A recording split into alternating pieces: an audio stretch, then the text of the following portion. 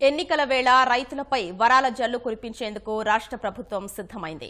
ప్రతి రైతు కుటుంబానికి ఆర్థిక ప్రయోజనం చేకూర్చే వ్యవసాయ పెట్టుబడి పథకానికి శ్రీకారం చుట్టాలని నిర్ణయించింది. అన్నదాతకు అన్ని విధాలుగా వెన్నుదన్నుగా నిలిచే పథకంపై నేటి మంత్రివర్గ సమావేశంలో నిర్ణయం తీసుకోనుంది. ఎన్నికల షెడ్యూల్ వచ్చే ముందు నిర్వహిస్తున్న నేటి మంత్రివర్గ సమావేశంలో రైతులకు సంబంధించి రాష్ట్ర ప్రభుత్వం అత్యంత ముఖ్యమైన నిర్ణయం తీసుకోనుంది.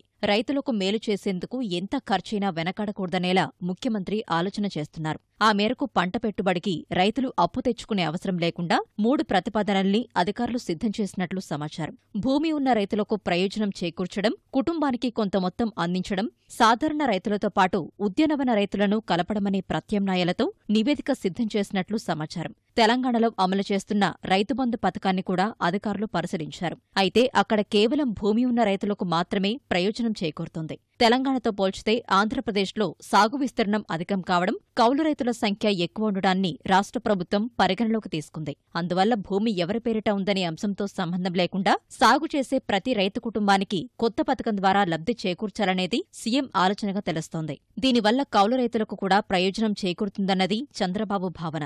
రైతు రుణమాఫీతో పాటు పెట్టుబడి రాయితీ, విత్తనాలు, ఎరువుల సక్రమ సరఫరా, ప్రకృతి వ్యవసాయంతో 4.5 ఏళ్లుగా అండగా ఉంటున్నామని ఇవాళ మంత్రివర్గంలో తీసుకునే నిర్ణయం అంతకు మించిందిగా ఉంటుందని ప్రభుత్వం చెబుతోంది. అయితే కేంద్రం కూడా పెట్టుబడి సాయం కింద ఆర్థిక సాయం ప్రకటించే అవకాశం ఉన్నందున మరేదైనా వినూత్న కార్యక్రమం ప్రవేశపెట్టే ఆలోచన కూడా చేస్తోంది. పెట్టుబడి సాయం కింద నగదు ఇవ్వాల్సి వస్తే ఉద్యానవన రైతులకు ఇవ్వాలా అనే కోణంలోనూ పరిశీలన చేస్తోంది.